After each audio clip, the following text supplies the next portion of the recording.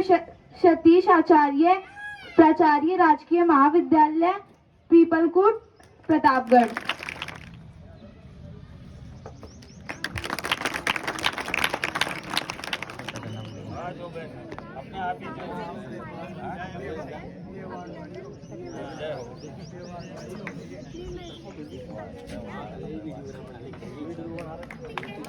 बता देता हूँ, थोड़ा हिंदी में भी है, हाँ कोई बात नहीं। मैं अभी श्री सांवर जी दिखनी, जो यहाँ के बहुत ही प्रतिष्ठित व्यवसायी हैं, सामाजिक कार्यकर्ता हैं, इनका सम्मान करने के लिए निर्मल जी भाई साहब से निवेदन करूंगा कि आप आएं और इनको साफा और माला पहनाकर इनका स्वागत करें। हम सब इनका स्वागत करते हैं। आज पहली बार ये विद्यालय प्रांगण में आ रहे हैं और हमारे से सम्मानित हो रहे हैं, इसलिए जोरदार तालियां।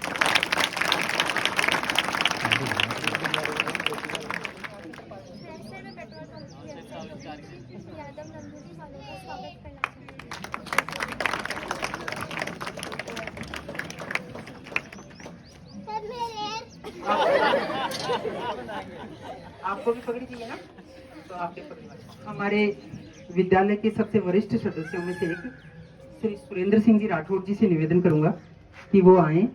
और योगेश जी यादव मंदूड़ी वालों के नाम से फेमस है, युवा व्यवसायी हैं, थ्रेसर का बहुत अच्छा व्यवसाय है इनका, साथ में पेट्रोल पंप चलता है, और भी शायद इनके पास काफी सारे व्यवसाय होंगे जो हमारी जानकारी में नहीं है, जो प्रत्यक्ष दिख रहे हैं उन व्यवसायों की बात कर रहे हैं अपन।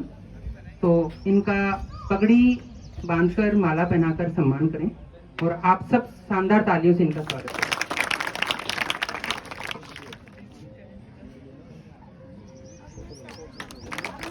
हमारे अगले अतिथिगण योगेश जी यादव नंदुड़ी वाले थ्रेसर और पेट्रोल पंप के व्यवसायी को आमंत्रित करना चाहूंगी। अपनी सफलता का कठिन परिश्रम हमें बताएं। सबसे पहले तो मैं यहाँ बैठे हुए सभी अतिथिगण का सम्मान करता हूँ और सारे स्कूल स्टाफ को नमस्कार करता हूँ जिन्होंने मुझे इस लायक समझा कि मैं यहाँ आऊँ और आपको बताऊँ। ये जो प्रोग्राम है, ये जो मीटिंग है, ये स्वरोजगार स्वावलंबन को लेके है। तो ये मैं बताना चाहूँगा कि आजकल की दौड़ में सब लोग गवर्नमेंट जॉब के पीछे भाग रहे हैं। हम देखते हैं कोई भी एग्जाम हो, रीट हो और हो, लोग 4000 एक वैकेंसी है, लगभग 15 लाख 20 लाख लोग एग्जाम दे रहे हैं। तो ये तो सबको पता है कि नौकरी तो 4000 लोगों को ही मिल पाएगी। तो बाकी सब लोग क्या करेंगे? हर कोई तो गवर्नमेंट जॉब में जा नहीं सकता। और जो रेशियो है गवर्नमेंट जॉब का, वो 1% से कम या 1% के आसपास ही है, इससे ज्यादा नहीं है। बाकी 99% लोग या तो वो सेल्फ एम्प्लॉयड हैं, अपना काम करते हैं, या कहीं ना कहीं प्राइवेट सेक्टर में जॉब करते हैं, या और भी कई तरह के जॉब है। ऐसा कोई भी फील्ड नहीं है जहाँ पे सेल्फ एम्प्लॉयड होने का अवसर नहीं होता या खुद कुछ करने का अवसर नहीं होता है। चाहे वो आईटी फील्ड हो, एग्रीकल्चर फील्ड हो, मैन्युफैक्चरिंग फील्ड हो, ठीक है। अगर हर कोई अपनी स्किल्स को डेवलप करे और क्रिएटिव सोचे, प्रैक्टिकल सोचे, तो वो गवर्नमेंट जॉब से आगे बढ़ के कुछ सोचे तो वो कुछ अलग कर सकता है, क्रिएटिव कर सकता है, जिससे कि हमारा देश भी आगे बढ़ेगा। हमें हर चीज के लिए दूसरे देशों पे डिपेंड भी नहीं रहना पड़ेगा। ये सब चीजें डिपेंड करती हैं हमारे यूथ जनरेशन, स्टूडेंट पावर पे, जो कि शायद वर्ल्ड में सबसे ज्यादा है। लेकिन फिर भी हम बहुत सारी चीजों के लिए अदर कंट्रीज पे डिपेंड हैं। अगर हमें इन चीजों से बाहर निकलना है, आगे बढ़ना है, वर्ल्ड में नंबर 1 आना है, वापस विश्व गुरु बनना है, तो अपनी जो स्किल्स हैं, हमारे अंदर जो काबिलियत है, उनको उभारना होगा। इसके पीछे सबसे बड़ा कारण है कि हमारी एजुकेशन जो है उसमें प्रैक्टिकल नॉलेज और स्किल नॉलेज को लाना होगा। गवर्नमेंट ने प्रोग्राम किए, PMKY, इसके अलावा भी कई प्रोग्राम, कई सारी चीजें चालू की स्किल्स को डेवलप करने के लिए, ताकि लोग खुद अपना रोजगार ढूंढ सकें, कर सकें, आगे बढ़ सकें। लेकिन ये सब चीजें सिर्फ एक स्टूडेंट कह लो या हमारे एजुकेशनल इंस्टीट्यूशन कह लो, एक डिप्लोमा, एक डिग्री लेने तक सीमित हो जाता है। ये सबसे बड़ी कमी है हमारे एजुकेशन के अंदर। लोग सोच ही नहीं पाते। लोगों को सिखाया ही ये जा रहा है, पढ़ो, नौकरी के लिए करनी है, कंपटीशन फाइट करना है। 15 लाख लोग एग्जाम दे रहे हैं, 14,96,000 लोग क्या करेंगे ये सोचिए आप। 4,000 लोगों को रोजगार मिलना है, बाकी लोग क्या करेंगे? उनको भी कुछ ना कुछ करना है। और मैं जहां तक जानता हूं वो लोग उन 4,000 लोगों से बेहतर कर सकते हैं अगर वो कोशिश करें, बिना हिम्मत हारे, बिना काम को छोटा समझे। सबसे बड़ी चीज है जो हमारे यहाँ पे अक्सर देखा जाता है, किसी भी काम को छोटा समझना। कि साहब अगर मैंने ऑटो फील्ड में जाके काम किया, क्योंकि सीखने के लिए तो छोटे लेवल से शुरू करना ही पड़ेगा, हाथ भी काले पीले होंगे, कुछ भी करना पड़ेगा, ठीक है। और उस चीज को अपन छोटा समझेंगे, अपन कभी सीख नहीं पाएंगे, ना ही कोई भी सीख सकता है।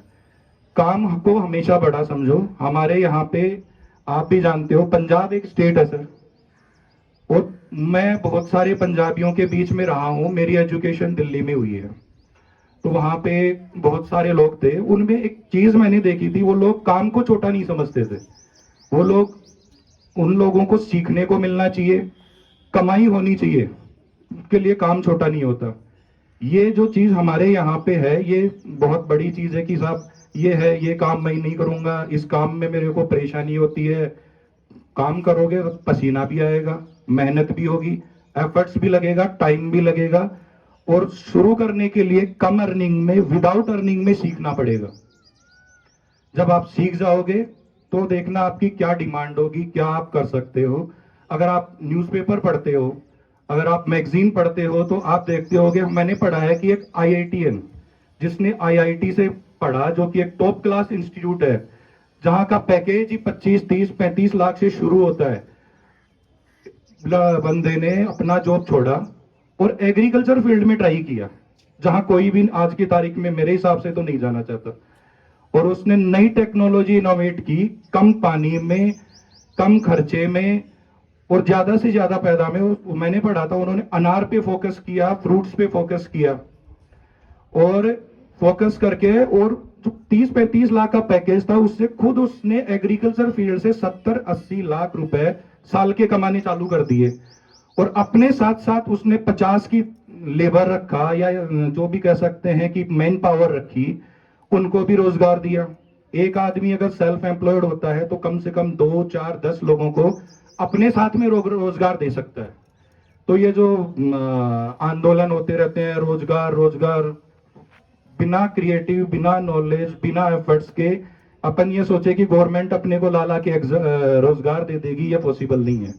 इतनी बड़ी पॉपुलेशन है, 150 करोड़ पॉपुलेशन इंडिया की बताते हैं, वर्ल्ड की 800 करोड़ है। सबके लिए तो गवर्नमेंट्स तो कोई भी जॉब नहीं दे सकती, ये तो इम्पॉसिबल है, ये हम भी जानते हैं। उस पर डिपेंड ही क्यों होना। डेवलप कीजिए, घर पे हो, बाहर हो, किसी काम को छोटा मत समझिए, लगातार आगे बढ़ने की कोशिश कीजिए, हिम्मत मत हारिए, क्योंकि आप काम शुरू करोगे तो हो सकता है शुरू में सक्सेस ना मिले। तो जो हिम्मत हार गया वो आगे कुछ नहीं कर सकता। इसलिए जो कहते हैं ना कि जिसने हिम्मत नहीं हारी वो सब जीत जाएगा, अंत में वो सब जीत जाता है। और उसके अलावा हम स्कूल में बैठे हैं, जहां पे हमारा यूथ तैयार हो रहा है, बन रहा है। मेरा निवेदन है school staff, school owner, school head जो भी हैं, कि वो अपनी एजुकेशन में एक स्किलफुल चीजें ऐड करें। स्पोर्ट्स हो, कुछ भी, मैन्युफैक्चरिंग हो, ड्राइंग हो, क्रिएटिव हो, IIT से रिलेटेड हो। बच्चों को यूट्यूब और मोबाइल से बाहर निकालें, उनको थोड़ा सा ऑफलाइन लाए, उनके फिजिकल वर्क पे भी ध्यान दें। क्योंकि आज के जमाने में हम देखते हैं कि लोग मोबाइल, ऑनलाइन, और वो चीज सीमित रह गई हमारी सिर्फ यूट्यूब पे वीडियो देखने तक। और ये एक बहुत डेंजर स्टेट है, ये सबको पता है। इसकी वजह से बीमारियां भी हो रही हैं, लोग आलसी भी हो रहे हैं, लोगों ने बुक्स पढ़ना छोड़ दिया। बिना बुक्स पढ़े, बिना पुरानी चीजों को समझे, बिना किताबों में ध्यान दिए, ना तो आप गवर्नमेंट जॉब पा सकते, ना ही कोई खुद का अपना बिजनेस कर सकते। मैं भी जॉब करता था, मैंने 6 साल जॉब किया है सीता वर्ल्ड टूर्स, जिसको कि 2 बार खुद फाइनेंस मिनिस्टर ऑफ इंडिया ने बेस्ट टूर ऑपरेटर का एक अवार्ड दिया था, फॉरेन टूर ऑपरेटर कंपनी का। जिसको कि आप गूगल पे सर्च भी कर सकते हैं। ITPL Indian travel promotion limited था। बहुत सारी चीजें तो हमारे रूरल में ऐसी हैं कि जो हमारे लिए अवसर बन सकती हैं, लोगों को उनका नॉलेज ही नहीं है। तो इन चीजों को सर्च करके उनको हमारे एक तरह से हट के सिलेबस में ऐड किया जाए, पढ़ाया जाए, समझाया जाए, सिखाया जाए। कोई भी फील्ड, कोई भी काम छोटा नहीं है। तो आप अपनी ऑनलाइन की दुनिया से थोड़ा सा बाहर निकलें। ऑनलाइन पूरी तरह तो खैर बाहर ना निकलें क्योंकि जरूरी है, लेकिन हर चीज में, हर क्षेत्र में ध्यान दें, पढ़ें। जो भी हमारे इंस्पिरेशन बन सकते हैं उनसे इंस्पिरेशन लें और आगे बढ़ें। जैसे मैंने आपको बताया कि एग्रीकल्चर फील्ड में एक IITian ने छोड़ा, तो मैंने खुद भी एक किया कि मैंने भी प्लांटेशन शुरू कर दिया। उसके लिए बहुत कम पानी रिक्वायर्ड है क्योंकि हमारे यहाँ पानी की समस्या है।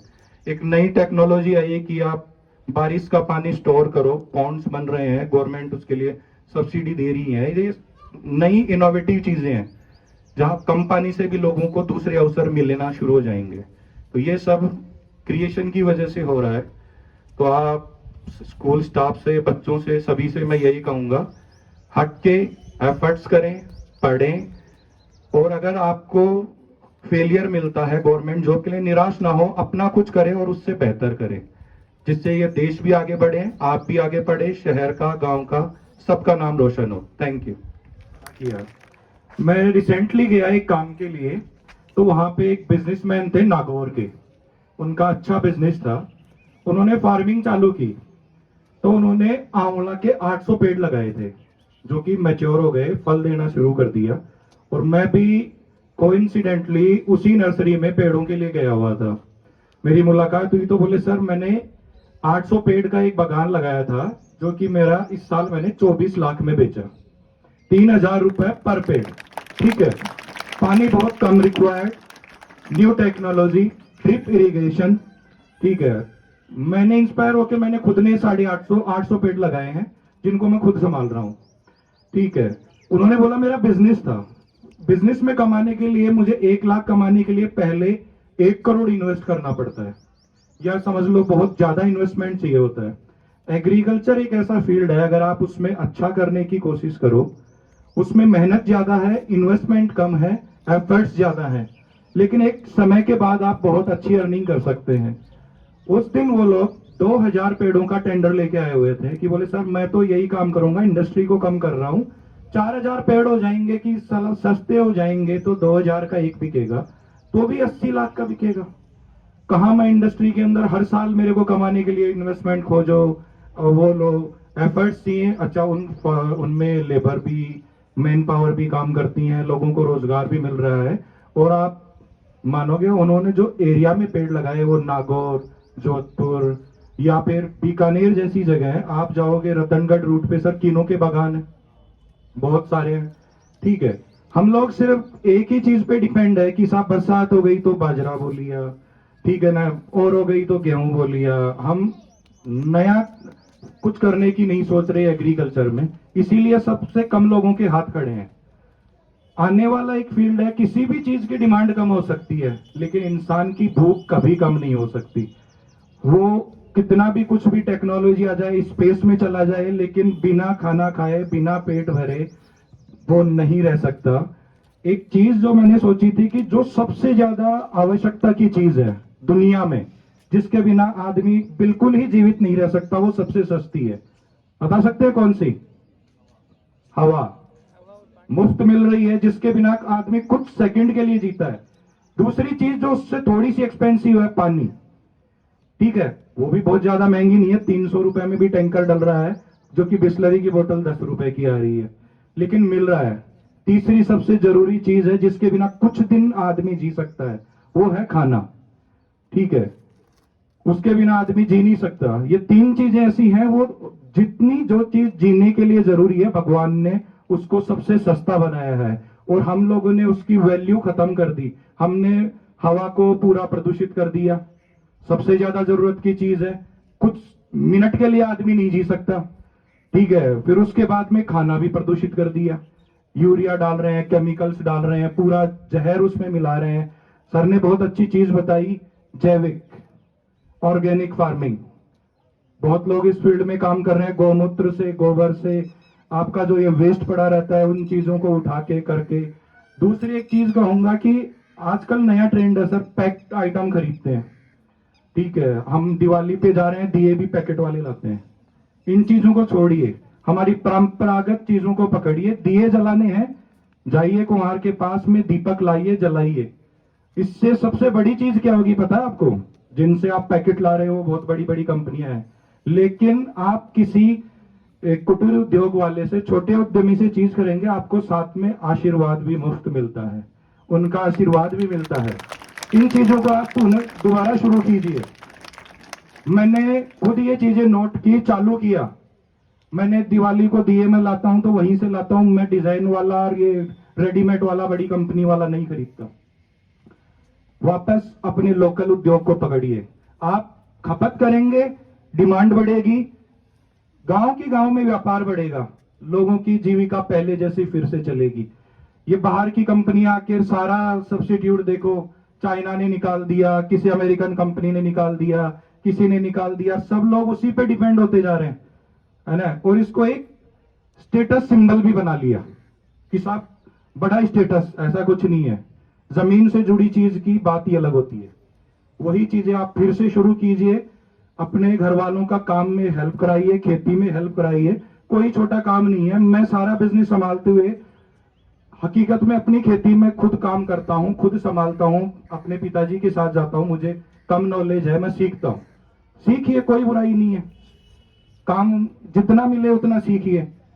3 इडियट्स मूवी सबने देखी होगी, हाथ उठाइए, सबके उठेंगे, चाहे कि खेती के लिए उठे नहीं उठे। क्या सीखा उससे? फुक्सो को आगड़ों से क्या सीखा? उसने यही चीज बताई थी सर।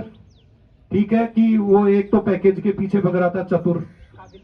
हाँ, काबिल बनो, अपॉर्चुनिटी आपके पीछे पीछे खुद आना शुरू हो जाएंगी।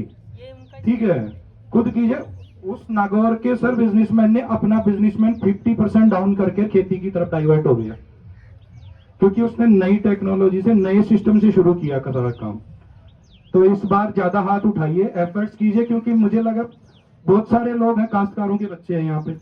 ठीक है, आपके पास में इंफ्रास्ट्रक्चर मौजूद है, ठीक है, ऑलरेडी मौजूद है। नया कुछ करेंगे, नया डेवलप करना पड़ेगा।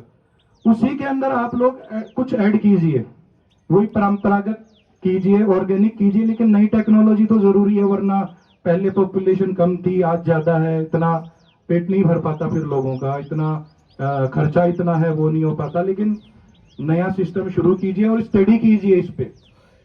सबसे ज्यादा अगर मौके कहीं है दुनिया में तो वो एग्रीकल्चर में है। और आपको एक चीज बता दूं, यूरोप में, अमेरिका में सबसे टफ कंपटीशन किसका और इंडिया में किसका सर? आप बताइए, आप तो पढ़ेगा सर। कलेक्टर आईएएस का सबसे टफ है, यूपीएससी जो भी बनते हैं। और मेरे कुछ दोस्त हैं यूरोप में, कंट्रीज में, वहां पे सबसे टफ कंपटीशन है टीचर का, सबसे हार्ड जॉब है टीचर की।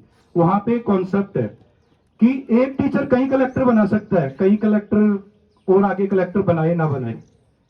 तो ये सबसे बड़ा जॉब है टीचर का, स्टूडेंट्स को मोटिवेट करने का और उनको हर फील्ड में आगे आने का नॉलेज देने का। Thank you.